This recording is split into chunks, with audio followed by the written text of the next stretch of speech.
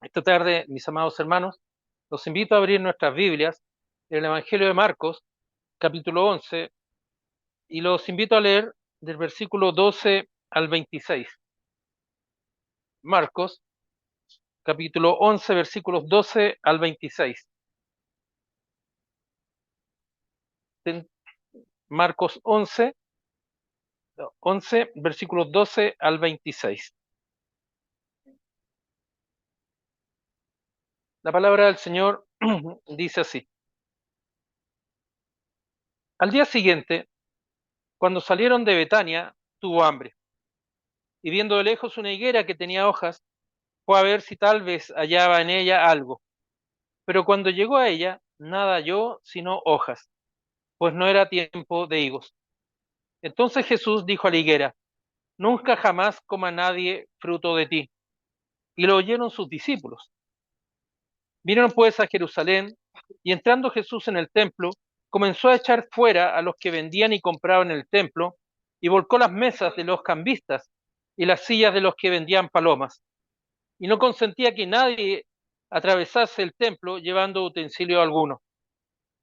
Y les enseñaba diciendo: ¿no está escrito, mi casa será llamada casa de oración para todas las naciones? Mas vosotros la habéis hecho cueva de ladrones? Y lo oyeron los escribas y los principales sacerdotes, y buscaban cómo matarle, porque porque le tenían miedo, por cuanto todo el pueblo estaba admirado de su doctrina. Pero al llegar la noche, Jesús salió de la ciudad, y pasando por la mañana, vieron que la higuera se había secado desde las raíces. Entonces Pedro, acordándose, le dijo: Maestro, mira, la higuera que maldijiste se ha secado. Respondiendo Jesús les dijo: tened fe en Dios, porque de cierto os digo que cualquiera que dijera a este monte: quítate y échate en el mar, y no dudar en su corazón, sino creyere que será hecho lo que dice, lo que diga le será hecho. Por tanto os digo que todo lo que pidiereis orando, creed que lo recibiréis, y os vendrá. Y cuando estéis orando, perdonad si tenéis algo contra alguno, para que también vuestro Padre que está en los cielos os perdone a vosotros vuestras ofensas. Porque si vosotros no perdonáis, tampoco vuestro Padre que está en los cielos os perdonará vuestras ofensas. Que se nos bendiga la lectura de la Santa Palabra. Os invito a tener este tiempo de oración, amados hermanos. Padre bueno, Señor amado, damos gracias, Señor, por la palabra que hemos leído, Señor, por la palabra recibida. Somos bienaventurados, Señor, pedimos, Señor amado, de sus cuidados, Señor, al tiempo de la exposición de su palabra, que ella hable a nuestros corazones, de cada uno de los hermanos y hermanas que estamos esta tarde reunidos en su casa de oración. Pido, Señor amado, para que usted también cuide, Señor, del pastor, del ministro que entregará la palabra, para que sea su voz, Señor, la que se escuche, sea su voz la que se hable, y no la idea de un hombre, Señor Santo. Pido, Señor amado, de sus cuidados y su dirección esta tarde. Gracias, Señor amado, por este tiempo. En el bendito nombre de nuestro Señor Jesucristo. Amén. Podemos tomar asiento, amados hermanos.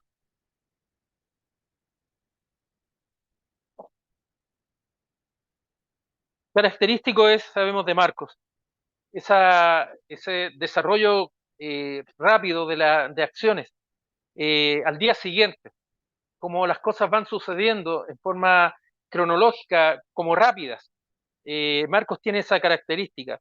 Nos va hablando de un tiempo del ministerio del Señor Jesús y con una cierta rapidez que cuando uno lo va leyendo, va escuchando la palabra, lo va adentrando cada vez más en el entendimiento de la palabra, del ministerio de nuestro Señor Jesucristo.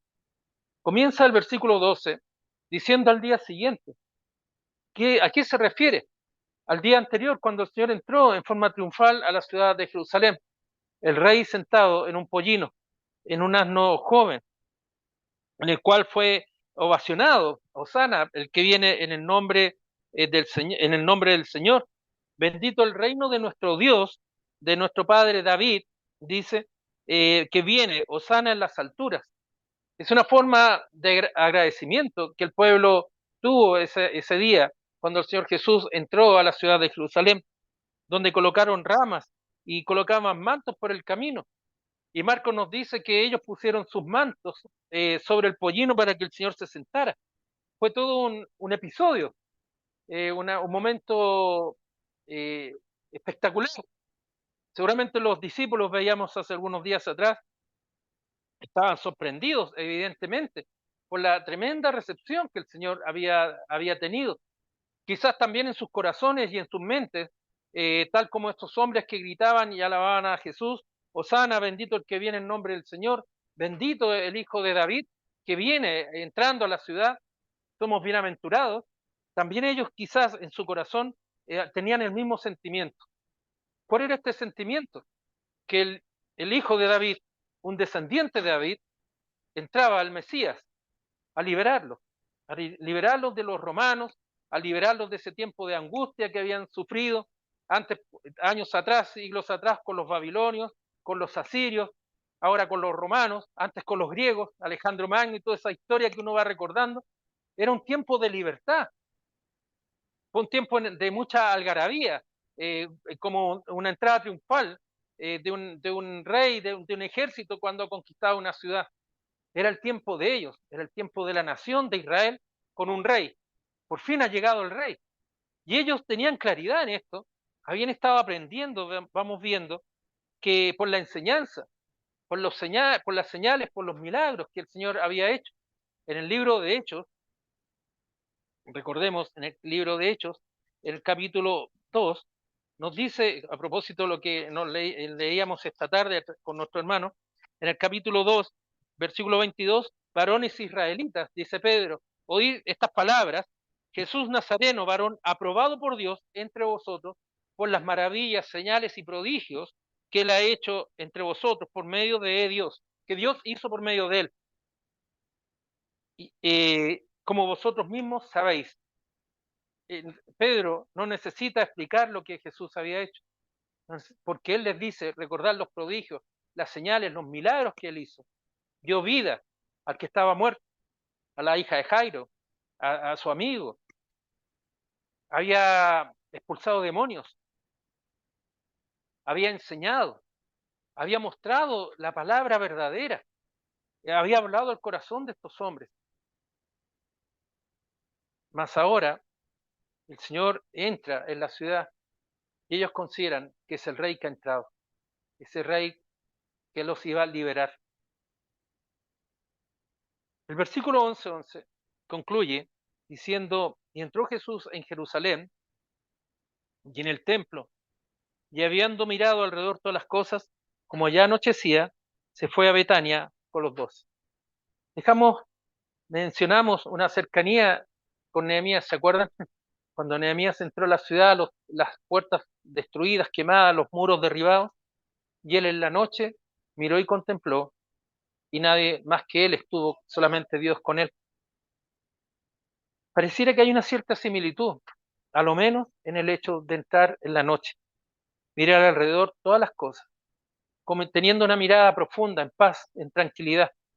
Cuesta entender que en la noche uno pueda ver bien, porque les decía ese día, nosotros no somos como los gatos tienen esa habilidad, digamos, o esa capacidad de ver en la noche.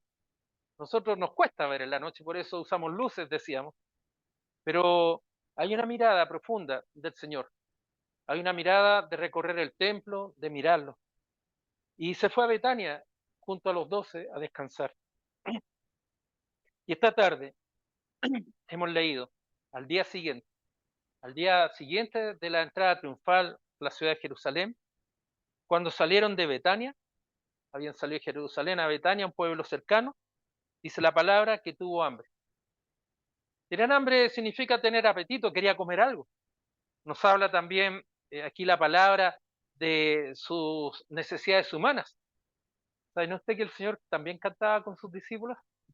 Marcos nos dice, lo veremos en algún momento, en Marcos 14 nos dice que el Señor Jesús cantó con sus discípulos al momento de la, de la cena, al momento de la cena del Señor.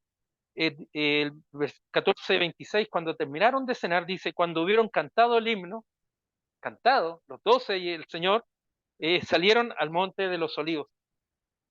Esto nos habla de las características humanas del Señor Jesús. Él conoce nuestras necesidades porque las vivió. El Señor Jesús no ve las cosas desde lejos, sino que ve las cosas como nosotros las vivimos, con hambre. El apetito es fuerte. Cuando uno ha pasado varias horas sin comer, siente una necesidad fuerte. Puede ser una especulación mía y así lo planteo. Los hombres, los varones, cuando nos levantamos con mucho apetito, incluso andamos mal genio, porque pucha, no hay nada que comer, como que nos achatamos. No, a mí, por lo menos, voy a hablar desde mi punto de vista, como que me ando medio complicado. Yo le echo la culpa a la falta del azúcar, digo yo, falla la glucemia. Pero ahora el Señor nos muestra que Él tuvo hambre. Y viendo de lejos una higuera que tenía hojas, fue a ver si hallaba algo en ella. Fue a ver si hallaba algo en ella, pero cuando llegó a ella, nada halló, sino hojas. Pues no era el tiempo de higos, de ese manita. No era el tiempo de higos. Y entonces Jesús dijo a la higuera, nunca jamás coma nadie fruto de ti. Y lo oyeron sus discípulos. Esto, en una primera lectura, nos señala que el Señor, viendo de lejos, estaban en Betania, por el contexto de lo que leemos después, salieron de Betania, como volviendo a Jerusalén, tuvo hambre, o sea, unos 5 kilómetros estaría Betania de Jerusalén en ese tiempo, viendo de lejos, dice, una higuera que tenía hojas, es decir, estaba bien verdecita. La higuera es un árbol frondoso, con hojas grandes, muy fresca, que incluso cuando hace mucho calor uno se refugia en ella y da frío. Las abuelitas decían, no se ponga bajo la higuera, no se duerma bajo la higuera que se va a resfriar. Decían antes los antiguos, porque son frondosas. Pero ahora dice que el Señor la vio de lejos, que tenía hojas, y fue a ver si tal vez hallaba en ella algo. Eso es una frase un poco extraña en el Señor también. Fue como un curioso. Fue a ver si es que había higos para comer. La higuera producen dos tipos de, los higos y las brevas, se llaman. No sé cuál es la diferencia mayor, pero hay alguna pequeña diferencia, pero ahora el Señor se refiere a los higos. El comer higos era comer una fruta muy común en esos tiempos en Israel. Se comía mucho el higo. Las, las, las higueras eran comunes. ¿Saben ustedes que el Señor aquí nos dice fue a ver si hallaba algo en ella? Luego llegó a ella y nada halló, sino hojas, pues no era el tiempo de higo. Vamos a ver qué es lo que significan las higueras. Los invito a abrir Deuteronomio en el capítulo 8, versículos 7 en adelante. Deuteronomio 8, versículos 7 en adelante. Porque Jehová tu Dios te introduce en la buena tierra, tierra de arroyos, de aguas, de fuentes y de manantiales, que brotan en vegas y montes, tierra de trigo y cebada, de vides, higueras y granados, tierra de olivos, de aceite y de miel. Versículo 9 dice, tierra en la cual no comerás el pan con escasez, no te va a faltar el alimento, está diciendo ahí. Y ni te faltará nada en ella. Tierras cuyas piedras son hierro y cuyos montes sacarás cobre. Acá en Chile nosotros decimos que el cobre es el sueldo de Chile. Es un dicho muy conocido entre los chilenos. Si falla el cobre, estamos sin plata. Eso es lo que decimos. Cuando días atrás, o hace unos meses atrás, dijeron que Codelco estaba con pérdida, yo creo que a todos se nos apretó un poquito el estómago pensando que la cuprífera, así le llaman, o la empresa, estaba con pérdida. Entonces todos razonamos, dijimos, hoy ahí va a faltar plata. El cobre es un mineral importante y el Señor ya le está entregando esa bendición al pueblo de Israel. El hierro era necesario para la fabricación de herramientas, fabricación de armas, fabricación de elementos de protección y de cuidado que necesitaba el pueblo. Y comerás y te saciarás y bendecirás a Jehová tu Dios por la buena tierra que te habrá dado. Hermosa bendición, hermosa bendición. Pero el relato acá nos pone el acento en que habrá vides, en que habrá olivos, en que habrá higueras, en que habrá granados. Es decir, la higuera es un elemento de bendición. Relacionemos. El Señor, los judíos, sus discípulos sabían lo que estaba ocurriendo. Era una bendición encontrar una higuera, un manantial. Más ahora, continúa Deuteronomio diciendo, cuídate de no olvidarte de Jehová tu Dios para cumplir sus mandamientos, sus decretos y sus estatutos que yo te ordeno hoy. No suceda que comas y te sacies y edifiques buenas casas en que habites, y tus vacas y tus ovejas se aumenten, y la plata y el oro se te multipliquen, y todo lo que tuvieres se aumente, y se enorgullezca tu corazón, y te olvides de Jehová tu Dios, que te sacó de la tierra de Egipto de casa de servidumbre, que te hizo caminar por un desierto grande y espantoso, lleno de serpientes ardientes y de escorpiones, y de sed, donde no había agua. Y él te sacó agua de la roca del pedernal, que te sustentó con maná en el desierto, comida que tus padres no habían conocido, afligiéndote y probándote, para a la postre hacerte bien.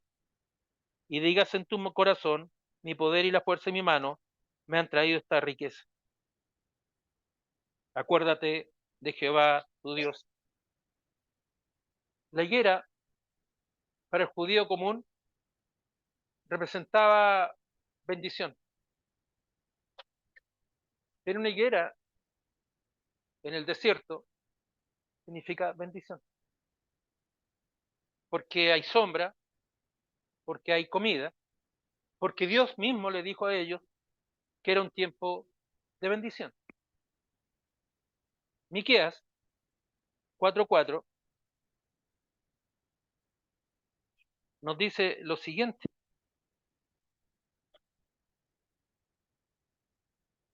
Miqueas 4:4, miren lo que dice en la palabra profética. Acontecerá en los postreros tiempos, versículo 4:1 y 4:4, y se sentará cada uno debajo de su vid, y debajo de qué? De su higuera. Y no habrá quien los amedrente, porque la boca de Jehová de los ejércitos lo ha hablado. Entonces ahora la higuera viene a ser un lugar de paz. Ellos conocían la profecía, conocían la bendición de Dios al entrar a la tierra prometida, la tierra que fluye la leche y la miel, la tierra donde habrá granados, higueras, olivos, donde habrá hierro y donde habrá cobre. En 4:4, el profeta ha dicho, cuando acontecerá los días postreros, se sentará cada uno debajo de su vid y de su higuera, y no habrá quien los amedrente, quien los asuste, quien los persiga, quien los ataque, porque la boca de Jehová de los ejércitos lo ha hablado. Y en Zacarías, también nos dirá algo parecido. En Zacarías nos dirá lo siguiente.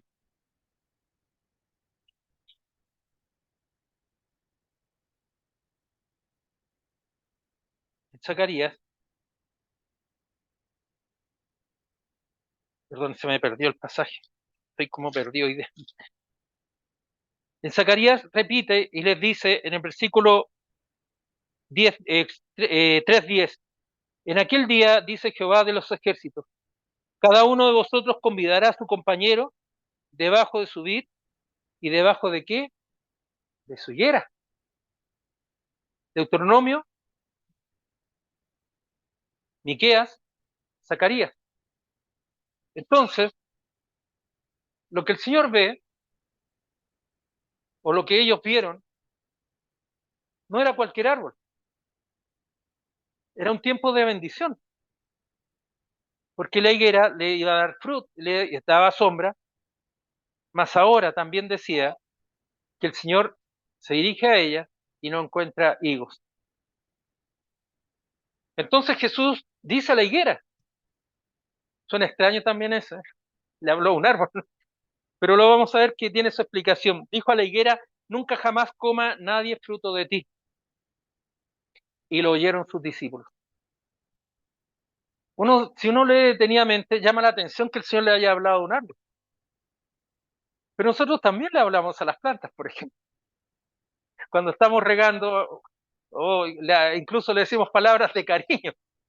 Mi abuelita decía, hay que hablarle con cariño a las plantas para que florezcan, mientras ella la regaba.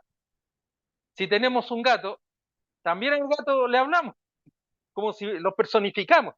No estoy diciendo que uno esté enfermo o sufra algún defecto psicológico, psiquiátrico, sino que a un animalito, al perrito, le hablamos con cariño, el perro nos mueve la cola, o el gato se acerca. Es normal eso. Pero acá, decirle a una higuera, nunca jamás coma nadie fruto de ti, y lo oyen sus discípulos. Algunos piensan, vamos a dejar puntos suspensivos, algunos piensan que el Señor estaba tan enojado porque no tenía hambre, era como un Carlos Olivares cualquiera, que se enojó porque no había comida. Y por eso, porque teniendo hambre y no pudiendo satisfacer su apetito, condenó a la higuera. Vemos en el versículo 11-20 que pasado por la mañana vieron que la higuera se había secado desde las raíces. Entonces Pedro, acordándose, le dijo, maestro, mira, la higuera que maldijiste se ha secado. Respondiendo Jesús les dijo, tened fe en Dios. ¿Qué tiene que ver esto con la fe? Es raro, ¿no? Todo esto de ir y venir. Es un sentido figurado que el Señor está hablando de la higuera. Los judíos, como buenos estudiosos de la ley, lectores de los profetas y estudiosos de los profetas, sentían que era necesario refugiarse en la higuera para meditar. Ellos sentían que estando bajo una higuera, sus pensamientos eran mejores que estando fuera de la higuera. Algunos le he dicho, algunos dicen, no, es que el Señor tenía tanta hambre que condenó a la higuera porque no pudo satisfacer su hambre.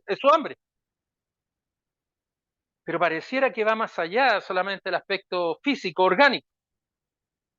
También va mucho más allá del tiempo de pensar que me voy a poner debajo de una higuera para reflexionar. A veces nos ponemos bajo un lugar para descansar, para reflexionar. ¿Sí?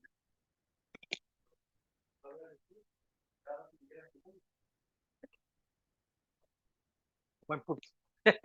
Ahí tenemos. Era una práctica común, porque era un árbol de bendición. Vamos a anotarla.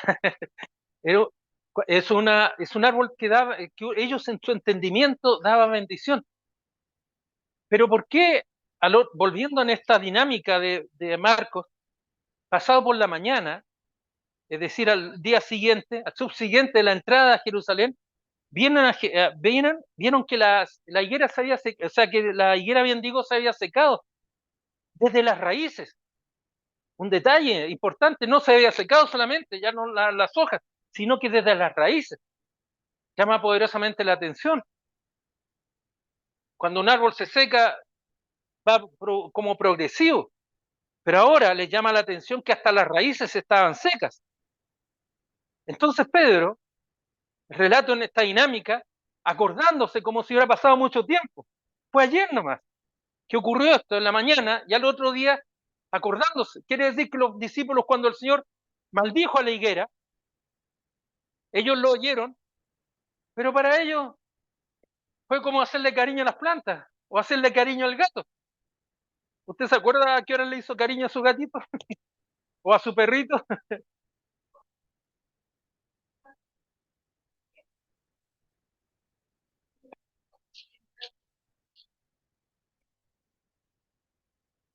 Vamos para allá, vamos para allá. Entonces, cuando el Señor reclama esto, primero, no es porque el Señor fuera ignorante y pensara, como nos pasa, a ver, voy a ir a ver a la despensa si es que tengo algo que comer. No cuando uno va al negocio esperanzado en que esté abierto para comprar un poco de pan, a ver si es que hay pan. El Señor todo lo conoce y todo lo sabe. ¿Qué es lo que nos quiere mostrar el Señor? Es eso lo que vamos a reflexionar. Porque la respuesta a Pedro, cuando él acordándose le dice, Señor, esta higuera que tú maldijiste se ha secado. Habiendo estado presente, Marcos, recuerden los detalles finos que coloca, lo oyeron sus discípulos, pero nadie reaccionó ante eso. Seguramente ellos pensaron, el maestro tiene hambre. Pero ahora dice que Pedro, cuando ve esto, cuando ellos ven esto, Pedro se acerca al Señor y le dice, esta higuera que maldijiste se ha secado. La respuesta del Señor, tened fe en Dios. ¿Qué tiene que ver esto? Como una buena pregunta. Entre medio, hay dos versículos. Cuando ellos van a Jerusalén, entran en el templo, comienza a echar afuera a los que vendían y compraban en el templo, y volcó las mesas de los cambistas, cambiaban dinero, o hacían trueque, y la hacía los que vendían palomas. Se vendían palomas para los sacrificios. Si usted iba al templo y no llevaba una ofrenda, le vendían su ofrenda para que usted pudiera cumplir. Y no consentía que nadie atravesase el templo llevando utensilio alguno. Habían ocupado el templo para algo distinto. Y el templo, dice el Señor, no está escrito, mi casa será llamada casa de oración para las naciones, mas vosotros la habéis hecho cueva de ladrones. Cueva de ladrones. Y lo oyeron los escribas y los principales sacerdotes. Escribas y sacerdotes que eran los custodios de la palabra, que eran los custodios de la enseñanza, que la cual es de la doctrina de Dios, de la ley, de los profetas, buscando cómo matarle, cómo matar al Señor, porque él estaba ofendiendo su entendimiento. Le tenían miedo. ¿Por qué miedo? No porque lo que el Señor le iba a hacer, sino porque todo el pueblo sabía de la doctrina de Jesús. Pero al llegar la noche, Jesús salió de la ciudad. Yo entiendo, y con esto respondemos a esa pregunta, el versículo 11:11. Jesús entró en el templo, miró alrededor todas las cosas, se fue a Betania con los 12. Pareciera muy transitivo lo que ocurrió, mirar, ver. Yo pienso que el Señor sintió un tremendo dolor de ver cómo estaba hecho el templo de la casa del Señor, en una cueva de ladrones, una cueva de mercaderes, donde la ofrenda ya no era necesario preparar su corazón al salir al hogar. ¿Qué es lo que debía hacer uno? Llevar su ofrenda. Pero bueno, no te preocupes, si allá en la esquina compramos, entrando al templo compramos, y allá adentro también te venden palomas. No te preocupes, vamos nomás y cumplamos el rito.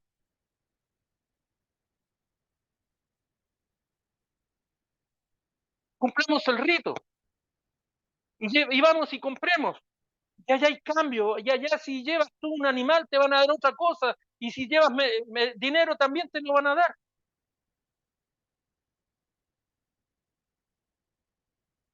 Yo creo que al Señor le tiene que haber producido un impacto profundo, de mucho dolor, dijimos hace unos días atrás. Y el dolor del Señor no era el dolor de Él, por lo que iba a suceder, sino como el pueblo se había transformado en ritualista. Era un pueblo que no entendía lo que iba a suceder y lo que estaba sucediendo.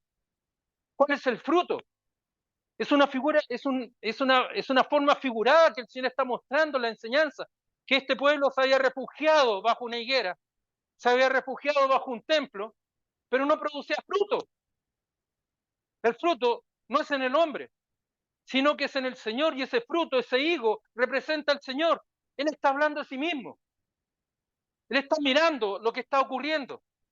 Cuando él habla de la higuera, les enseña a sus discípulos lo que está mirando, pero no les dice, esto significa esto y esto otro. Pues cuando entra en Jerusalén y vota y echa a los cambistas, a los mercaderes, a los que botó sus sillas y sus mesas, botó las palomas, es porque el Señor siente dolor, un enojo santo, podríamos hablar, de cómo el templo del Señor, la casa de oración, el templo de Jerusalén, donde se honraba al Señor, se había transformado en cualquier cosa menos en el lugar de oración. Había perdido su naturaleza, había perdido su finalidad. El templo es esa higuera, un hermoso templo, grande, ornamentado, pero donde Dios no estaba. No es el hambre lo que el Señor mostró, nos muestra el Evangelio, pero una mirada espiritual es lo que habían hecho con la casa del Señor. Es por eso que uno logra entender por qué Marcos, yo en un tiempo me saltaba el versículo 15 al 19 y entendía la continuidad en el versículo 20. Pero en este tiempo uno razona y dice, esa higuera es el templo. El mismo Señor Jesucristo predijo, profetizó la destrucción del templo, de la ciudad de Jerusalén, que ocurrió el año 70 después de Cristo, cuando Tito y las tropas romanas destruyen totalmente Jerusalén. Aquí el Señor está anticipando lo que está ocurriendo. Esta es una profecía del Señor. El Señor Jesús es profeta, es Señor, es Rey, es profeta, es sacerdote. Por eso el Señor le dice a este pueblo, nunca más, nunca jamás coma nadie fruto de ti, porque tú eres una higuera y no produces fruto. Jerusalén se transformó en una higuera llena de hojas. Versículo 13 ha dicho que tenía hojas y luego agrega, no hay nada yo sino hojas, hojas, hojas. Algo frondoso, algo bueno para sentarse, pomposo, ostentoso. Vamos al templo. ¿Y dónde estaba el corazón de los que iban al templo? ¿Dónde estaba el entendimiento espiritual de los que iban al templo? ¿Dónde estaban los escribas y los sacerdotes? Los responsables del cuidado del templo. Tenían una responsabilidad específica los levitas. En otro lugar. No hay fruto espiritual. No es que el Señor tuviera hambre. No es que el Señor estuviera ignorante. ¿Qué es lo que va a pasar después? Yo puedo decirle, yo no sé, voy a ir a ver a la esquina si es que hay algo. Voy a ir a la esquina a ver si es que encuentro pan. Yo soy presa de mis pasiones, de mi hambre. Pero Jesús toma el ejemplo de la higuera y muestra lo que ocurre con el templo. Por eso uno logra entender lo que nos dice el versículo 11 con el versículo 15. Porque para Marcos, si bien es cierto, son dos hechos coetáneos o conexos, la conexión que hay es espiritual. No es una conexión, amados hermanos, física. Que el Señor Jesús haya expulsado a los mercaderes no es un entendimiento ético, formal, sino que ahora el entendimiento es espiritual. ¿Qué es lo que pasa con el pueblo del Señor? ¿Qué es lo que pasa con el pueblo de Israel? ¿Qué es lo que pasa con ese pueblo que debía honrar el nombre del Señor y ahora se convierte la casa del Señor en una cueva de mercaderes, cueva de ladrones llama? Ese es el mensaje. Es por eso, esa es la respuesta, hermana amada. no es la falta de comida, es la falta de entendimiento de estos hombres que desvirtuaron la palabra del Señor, desvirtuaron el servicio al templo, desvirtuaron lo que significaba honrar y alabar el verdadero nombre del Señor. Y el pueblo obraba de la misma manera. Los hombres responsables, los escribas y los sacerdotes responsables y teniendo, recordemos lo que nos decía nuestro hermano, todo este tiempo de reflexión debajo de una higuera. Reflexionemos de la palabra, amén. Pero si tu vida, tu fe, no es concordante con la enseñanza del Señor, el Señor la seca. Entendiendo esto, mis amados hermanos, y con esto vamos a concluir, yo pienso que la higuera presenta ese templo, ostentoso, seguro, bonito, pero al mismo tiempo un templo vacío, sin fruto. Veo una palabra profética. El Señor también lo dijo, el templo va a ser destruido en 3 días, va a edificarse. Ellos pensaban, pensando en el templo de Jerusalén, en 3 días tú que edificabas el templo o levantabas el templo. El Señor ahora confronta a este pueblo con la palabra del Señor, esa que leíamos en Deuteronomio, porque el pueblo de Israel olvidó al Señor. Ritualistas, cambistas, vendían palomas. ¿Por qué venderían palomas? Es para los que no traían su paloma, que no iban a la casa del Señor a honrar el nombre del Señor, sino que iban a cumplir con un deber social, sociológico, si usted quiere ponerle el nombre.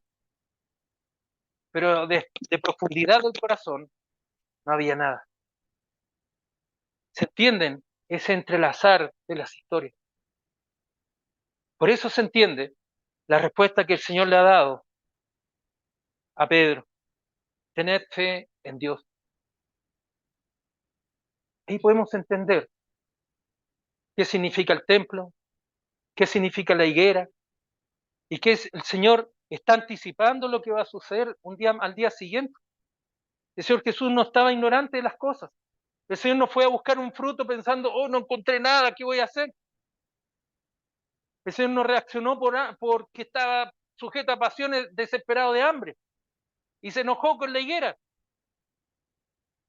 Hermanos amados, hermanos amados, están tan vinculados estos pasajes que hemos mencionado, que esa higuera no sea nuestra iglesia. Que esa higuera no sea nuestra vida. A veces nuestra vida la hemos transformado en una higuera que tiene hojas, que se puede ver de lejos, que es instrumento de bendición, pero no hay fruto en ello. Dios nos está invitando a sus discípulos, a los apóstoles, a nosotros, a dar fruto, tener fe en Dios. La próxima semana, o si el Señor lo permite después, veremos qué significa tener fe. El Señor lo describe aquí, versículos 23 y siguientes. Ya no es la higuera, ya no es el templo, ya no son mercaderes, sino que ahora el Señor habla al corazón de sus discípulos y les dice tener fe. ¿Qué significa tener fe? ¿Qué significa vivir bajo el amparo del Señor? ¿Qué significa dar frutos? ¿Dónde está la fortaleza, las raíces nuestras? A los discípulos les sorprendió que la higuera se hubiera secado hasta las raíces. El Señor toma esta situación y les dice, tened fe en Dios, tened fe en Dios. Por el tiempo, mis amados hermanos, vamos a parar, pero los invito a que lean en sus hogares el versículo, lo que hemos leído, para que reflexionemos juntos en el Señor tener fe en Dios. Oremos. Padre bueno, Señor amado, damos gracias, Señor, por la palabra recibida, Señor, por su palabra que usted nos ha permitido leer y escuchar, Señor. Le pedimos, Señor amados, este tiempo para que usted nos cuide, Señor. A través de su enseñanza, Señor, nos enseña a ser dóciles, a ser cuidadosos. Señor Santo, doblamos nuestras rodillas, Señor, para no ser como, para no tener este tiempo triste y doloroso que vivió este pueblo, Señor. Esa casa de oración que fue llamada cueva de ladrones, Señor. Esa, esa, esa rebelión que existía en el corazón de estos hombres, Señor. Mas ahora, Señor, eres tú el que está hablando en nuestras vidas. Eres tú el que hablaste a nuestros padres, Señor. Eres tú, Señor, el que está hablando en nuestros corazones para decirnos y recordarnos, Señor amado, tenemos que esperar en paz, que tenemos que saber, Señor, quién eres tú, Señor. Levantamos esta humilde oración por esta iglesia, Señor. Enséñanos, Señor, a ser sensibles a escuchar la voz de Dios, tu voz, Señor. A admitir corrección, a aprender de la verdad, a hablar, Señor, de tu palabra, Señor. Te pido, Señor amado, con mucha humildad, Señor, que aprendamos a mirarte a ti, Señor. A mirar y hablar con gozo y alegría en nuestros corazones, sabiendo quién eres tú, Señor. Te pedimos, Señor amado, para que tú derrames tu bendición sobre cada uno de nosotros, Señor, sobre nuestras vidas, y que este lugar, Señor, nuestras vidas, Señor, sean honrosos frente a usted, Señor. Que nuestro corazón, Señor, sea dócil, un corazón contrito y humillado. Señor amado, te pedimos de tu dirección, de tus cuidados, Señor, para entrar por tus puertas, adorando tu santo nombre, honrando tu santo nombre. Gracias, Señor amado, por este tiempo. En el bendito nombre de nuestro Señor Jesucristo. Amén.